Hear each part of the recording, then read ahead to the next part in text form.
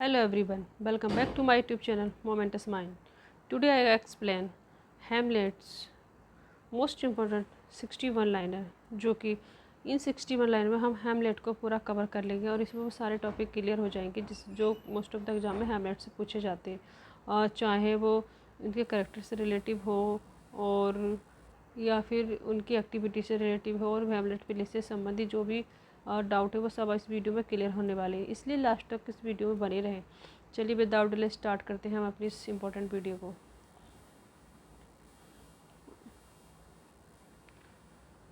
Hamlet is the longest play written by William Shakespeare. Hamlet क्या था? सबसे longest play था जो कि विलियम शेक्सपियर द्वारा लिखा गया है।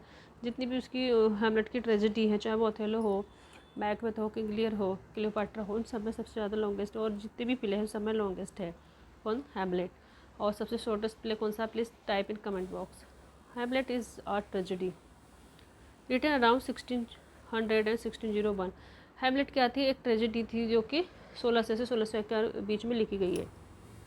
हम टाइम ज़्यादा वेस्ट नहीं करेंगे, हम जल्दी पढ़ेंगे क्योंकि हमें 2-3 महीने में काफ़ी सिलेबस कवर करना है, क्योंकि टीजीटी यूपी टीजीटी पीजीटी का कुछ ही टाइम में नोटिफिकेशन आने वाला है और 2 महीने का ही टाइम मिलेगा ओनली इसको क्लियर करने के लिए। इसलिए हम वन लाइनर के रूप में ज़्यादातर फैक्ट्स देखते हैं, और जितने हम फैक्ट्स को देखते हैं इतना हमारे माइंड में याद रहता है।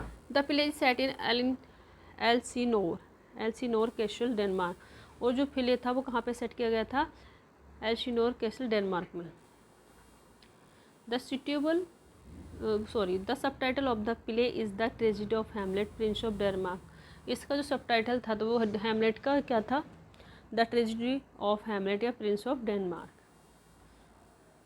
The source of Hamlet is legend of Hamlet recorded by Shakespeare Grammaticus. और जो हैमलेट शेक्सपियर ने जो हैमलेट का सोर्स लिया वो किससे लिया है? हैमलेट प्ले से लिया, जो कि शेक्सपियर ग्रामेटिकस से प्ले से लिया गया है। Hamlet's father is king Hamlet. Hamlet के फादर का नाम क्या था? King Hamlet. Hamlet mother is queen Gertrude. Hamlet की मदर का नाम क्या था? Queen Gertrude. Hamlet's uncle is Claudius the chief villain. Hamlet के अंकल कौन थे? क्लॉडियस थे, जो कि चीफ विलेन है, और वही बाद को उसका स्टेप फादर भी बनता है। Claudius murder kings Hamlet by pouring poison into the ear. Claudius जो था वो किंग हैमलेट का मर्डर कर देता है। क्लॉडियस कौन है? जो हैमलेट का अंकल है, और वो हैमलेट का मर्डर कैसे करता है? उसके कान में पॉइजन डाल के, और उसकी मदर से कह देता है कि उसको किसी जहरीले कीट ने, सांप ने काट लिया है।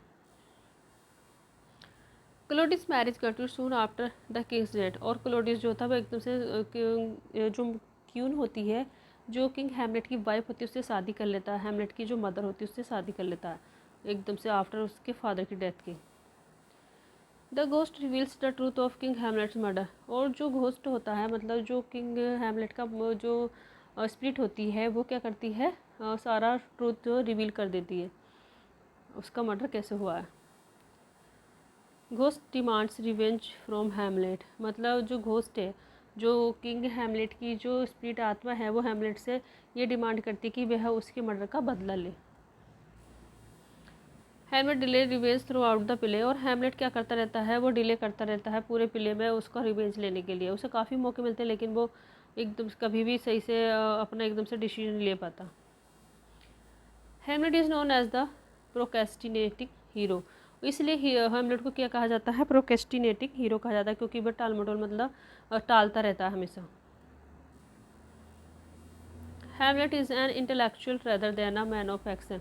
हैमलेट क्या है? एक इंटेलेक्चुअल बुद्धिमान है, और वो एक्शन लेने में थोड़ा स्लो है, इसलिए उसको एक्शन लेने से बेटर क्या कहा जाता है? इंटेलेक्चुअल कहा जाएगा। Hamlet tragic flaw is indecision and excessive thinking. Hamlet का जो ट्रेजिक फ्लो है वो क्यों होता है? Indecision and excessive thinking. ये इसकी थीम भी है, इसी के कारण उसका ट्रेजिक फ्लो होता है, और इसी तरह से उसे वो अपने फादर का मर्डर का बदला भी नहीं ले पाता स्टार्टिंग में। Hamlet pretends to be mad to uncover the truth. Hamlet जो है वो पागलपन होने का क्या करता है? ड्रामा करता है कि वो पागल हो गया इसके सामने, अपने अंकल के सामने, कि जिससे कि वो ये अपना ट्रूथ रिवील कर सके, अनकवर द ट्रूथ, मतलब सच को उजागर करने के लिए। The theme of appearance versus reality dominates the play, और जो थीम है appearance versus reality dominate the play, ये इस प्ले की ये थीम भी है, appearance versus reality. The theme of revenge is central of Hamlet, और इस थीम और सेंट्रल थीम क्या है हैमलेट प्ले की? Revenge. The theme of morality is reflected in the graveyard scene, और मॉरलिटी थीम क्या है? रिफ्लेक्ट करती है किसमें? ग्रेवयार्ड सीन में। The famous soliloquy begins to be और नॉट टू बी, ये कौन कहता है? हैमलेट कहता है कि वे करे या नहीं करे। तो ये इसकी सबसे ज़्यादा फेमस सोलिलोक्वी, और ये सभी एग्जाम में जरूर कहीं ना कहीं आती रहती है ये soliloquy. Frailty thy name is women reflect women's disappointment with Gertrude, और हैमलेट जो काफ़ी निराश हो जाता है वो ये देखता है कि उसकी मदर ने उसके फादर के एकदम से डेथ के बाद अपने उसके चाचा से शादी कर ली है, तो इस बात से वो काफ़ी नाराज़ होता है। तो इसलिए वो कहता है frailty thy name is women, कि तुम्हारा नाम ही क्या है? बेवफा। तो ये अपनी माँ से नाराज़ होकर वो अपनी माँ के लिए ये कमेंट करता है। Something is rotten in the state of Denmark is spoken bye Martius. Martius क्या कहता है? डेनमार्क में समथिंग, कुछ तो गड़बड़ है। तो ये सब ये स्टार्टिंग में मार्शियस का कथन होता है। ये भी बहुत काफ़ी इंपॉर्टेंट क्या कहते हैं कमेंट है, और ये इसमें जो डायलॉग है ये भी काफ़ी एग्जाम में आया हुआ है। The lady doth protest too much methinks is spoken by queen Gertrude, ये कौन कहती है? लेडी गर्ट्रूड कहती है। Brevity is the soul of wit spoken by Polonius, brevity is the soul of wit, ये क्या ये किसका कमेंट है? पोलोनियस का। Nether a borrow NOR a lender, ये किसका कथन है?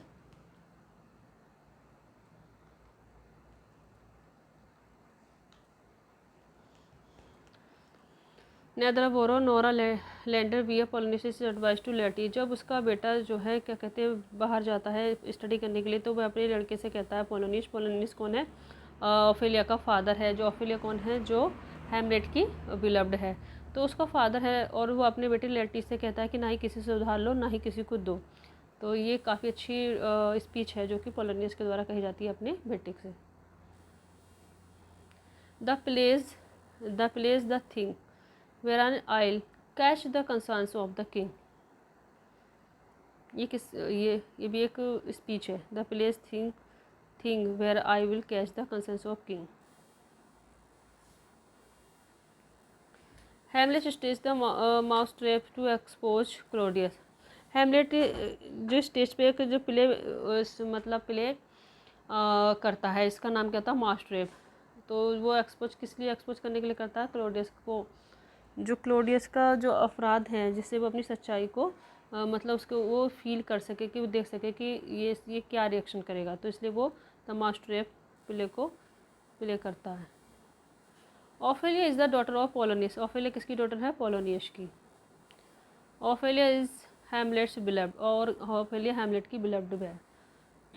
Laertes is Ophelia's brother, Laertes कौन है? ओफेलिया का ब्रदर है। Polonius is killed accidentally by Hamlet, Polonius जो है क्या कहते हैं एक्सीडेंटली मारा जाता है हैमलेट के द्वारा। वह हैमलेट उसको इसलिए मारता है कि यहाँ पे उसका जो अंकल है वो है शायद, लेकिन वहाँ पे पोलोनियस निकलता है जो कि ओफेलिया का फादर होता है। Ophelia loses her sanity after her father's death, Ophelia जो है अपना पूरा मतलब होश हवास खो देती है, किसके बाद? अपने फादर की डेथ के बाद वो पागल सी हो जाती है। ओफेलिया डाइज बाय ड्राइंग, और ओफेलिया क्या है? डूब के मर जाती है। Rosencrantz and Guildenstern are Hamlet's childhood friend, Rosencrantz and Guildenstern क्या कौन है? ये हैमलेट के चाइल्डहुड फ्रेंड्स हैं। Fortinbras is the prince of Norway, और फोर्टिनब्रास कौन है? वो नॉर्वे का प्रिंस है। Fortinbras symbolise decision action, Fortinbras क्या सिम्बलाइज करता है? डिसीजन एक्शन, डिसिसिव एक्शन को सिम्बलाइज करता है। Horatio is Hamlet's loyal and trustworthy friend, Horatio कौन है? हैमलेट का काफ़ी अच्छा ट्रस्टवर्दी और लॉयल फ्रेंड है, जो कि लास्ट तक उसका साथ देता है Horatio. Yorick was the king's jester. Yorick कौन है? किंग का जेस्टर है। Alas poor Yorick is spoken in graveyard scene. ये कहाँ कहा जाता है? ग्रेवयार्ड सीन में। The final duel is fought between Hamlet and Laertes. जो फाइनल जो युद्ध होता है वो किसके द्वारा, किसके बीच लड़ा जाता है? लेटिस एंड हैमलेट के बीच लड़ा जाता है। हैमलेट और लेटिस कौन होता है? ओफेलिया का ब्रदर होता है। Laertes use a poison sword, और लेटिस जो है एक जहरीली तलवार को यूज करता है लड़ाई के लिए, जो कि क्लोडियस द्वारा दी गई होती है। क्लोडियस प्रेपर्स पॉइजन वाइन और फॉर हैमलेट। क्लोडियस जो है क्या करता है? पॉइजन वाइन यूज मतलब तैयार करता है किसके लिए? हैमलेट के लिए, कि जैसे ही हैमलेट आएगा उसको ये पॉइजन जो वाइन है पिलाई जाएगी। Queen Gertrude dies after thinking the poison wine, after drinking the poison wine. और वो जो है जो हैमलेट के लिए बनाई जाती है वाइन, उसको गर्ट्रूड पी जाती है और उसको पीकर उसकी भी क्या हो जाती है? डेथ हो जाती है। Laertes confesses Claudius plot before dying. Laertes जो है कन्फेस करता है क्लोडियस प्लॉट, मरने से पहले वो क्लोडियस के जो सारा वो जो प्लॉट होता है, जो वो एक्टिविटी होती है कर, वो उसको क्या करता है? कन्फेस कर लेता है, जो उसने उससे कहा था करने के लिए। Hamlet kills Claudius at the end of the play. Hamlet जो है क्लोडियस को प्ले के एंड में मार देता है। Hamlet died from the poison wound, और हैमलेट खुद भी उस जहरीली क्या कहते हैं घायल जो तलवार होती है उससे घायल होकर मर जाता है। 14 Bras become the new ruler of Denmark, और उसके बाद जो 14 ब्रास होता है वह न्यू रूलर बनता है किसका? डेनमार्क का। Horatio survives to tell Hamlet story, और होरेशियो बचता है केवल हैमलेट की जो स्टोरी बताने के लिए, केवल एकमात्र जो जीवित कैरेक्टर बचता है उनमें कौन बनता है? Horatio. The ghost is symbol of justice and revenge, और इस जो प्ले में जो गोस्ट है, जो स्पिरिट है, जो किंग हैमलेट की जो फादर की जो स्पिरिट थी, वो क्या है? क्या किस चीज़ का सिंबल है? जस्टिस एंड रिवेंज का। Hamlet is often called the tragedy of reflection. Hamlet को जो मोस्ट ऑफ द जो ट्रेजेडी कहा जाता है, ट्रेजेडी ऑफ रिफ्लेक्शन कहा जाता है। हैमलेट इज शेक्सपियर से ग्रेटेस्ट ट्रेजिक हीरो। हैमलेट क्या है? शेक्सपियर का ग्रेटेस्ट ट्रेजिक हीरो है। The play blends relation management medieval revenge tradition, और ये जो प्ले है किससे मतलब किस चीज़ से मिलकर बना है? रिनेशा ह्यूमैनिज एंड मेडिवल रिवेंज ट्रेडिशन से। Hamlet is rich in philosophical and psychological conflict. Hamlet जो है फिलोसॉफिकल एंड साइकोलॉजिकल कन्फ्लिक्ट से क्या है? भरा हुआ है। Hamlet's conflict is mainly internal not external. Hamlet का जो कन्फ्लिक्ट है वो क्या है? इटरनल है, एक्सटर्नल नहीं है। वो अंदर ही अंदर सोचता रहता है, लेकिन उसे करने में बहुत डिले हो जाता है। The graveyard scene emphasises the equality of all in death. जो ग्रेवयार्ड सीन है वो क्या जोड़ देता है? Equality of all in death, मतलब मृत्यु सभी को एक समान कर देती है। Hamlet question life, death, fate and morality. Hamlet किस चीज़ पे क्वेश्चन करता है? जीवन पे, मृत्यु पे, फेट पे और मॉरलिटी पे। A C Bradley called Hamlet a tragic hero of exceptional intellect. A C Bradley का कमेंट है इस पर कि हैमलेट क्या है? ट्रेजिक हीरो है, एक्सेप्शनल इंटेलेक्ट। एस.टी. कॉलेज ने कहा है Hamlet as a man who is thought over power his action, मतलब हैमलेट क्या है? एक ऐसा व्यक्ति है जो कि हुज थॉट क्या है? ओवर पावर हिज, उसके एक्शन पे ओवर पावर कर देते हैं। T S. Eliot called Hamlet an artistic failure because of its objective correlative problem, one of the most frequently asked critical commented competitive. मतलब टी.एस. एलियट का जो सबसे ज़्यादा इंपॉर्टेंट करेक्टर है, और ये सब मोस्ट एग्जाम में पूछा जाता है, N artistic failure because of its objective correlative. Shakespeare ने हैमलेट के वो टी.एस. एलियट ने शेक्सपियर के जो प्ले हैमलेट है उसको क्या कहा है? आर्टिस्टिक फेलर कहा है। और क्यों कहा है? Because of its objective correlative problem, क्योंकि वह उससे कोरिलेट नहीं हो पाती, उसकी जो एक्टिविटी होती है। Most important critical comment for exam, मतलब ये जो इस प्ले पे जो इंपॉर्टेंट कमेंट किए गए हैं वो और देख लेते हैं हम। ए.सी. ब्राडली ने कहा है Hamlet is Shakespeare greatest tragic hero. S T. Coleridge ने कहा है Hamlet thinks too much and act too little, मतलब हैमलेट अधिक सोचता है और एक्शन कम लेता है। T S. Eliot Hamlet is an artistic failure. Goethe का कमेंट है, Hamlet is the noble soul crushed by a burden too heavy to bear. ये गोथे का कमेंट है। हैजलिट ने क्या कमेंट किया है, Hamlet is the prince of philosophical speculators. And Harold Bloom का कमेंट है, Hamlet is the most intelligent character in the world literature.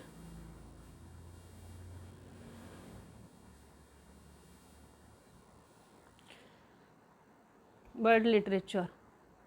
और ये काफ़ी इंपॉर्टेंट कमेंट हैं जो कि शेक्सपियर के ऊपर किए गए हैं, और ये यही कमेंट पूछे जाते हैं। और जितने मैंने वन लाइनर बनाए, एक एक वन लाइनर काफ़ी इंपॉर्टेंट है हमारे आने वाले एग्ज़ाम के लिए, स्पेशली यूपी टीजीटी पीजीटी और जितने भी एग्ज़ाम है जिसमें शेक्सपियर को पूछा जाता है उन सभी के लिए वन लाइनर काफ़ी इंपॉर्टेंट है। इसमें हमने शेक्सपियर की समरी को भी कंप्लीट कर लिया है। इससे हमें ये सारे करेक्टर्स का पता चल गया, कौन करेक्टर्स क्या हैं और किसने क्या कहा है और कौन क्या करता है। तो इस वीडियो को ज़रूर एक नहीं 2-3 बार देखें, रिवाइज करें और अपनी नोटबुक में ज़रूर नोट करें, जिससे आपके हमेशा के लिए याद हो जाएगा। अगर आपको ये वीडियो पसंद आई है तो प्लीज़ लाइक करें एंड चैनल को सब्सक्राइब करें। Thanks for watching this video.